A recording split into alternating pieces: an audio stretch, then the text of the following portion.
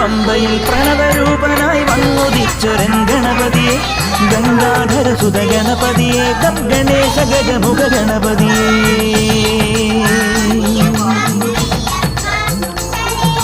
പൊന്നു പമ്പയിൽ പ്രണവരൂപനായി വന്നുദിച്ചൊരൻ ഗണപതിയെ ഗംഗാധര സുത ഗണപതിയെ ഗണേശ ഗജമുഖ ഗണപതിയെ പമ്പാ ഗണപതി പാരിന് ഗുണനിധി മംഗളമൂർത്തേ സിദ്ധിവിനായക ഇരുമൊഴിയോടെ ഞാൻ മല കയറുമ്പോൾ തുണയരു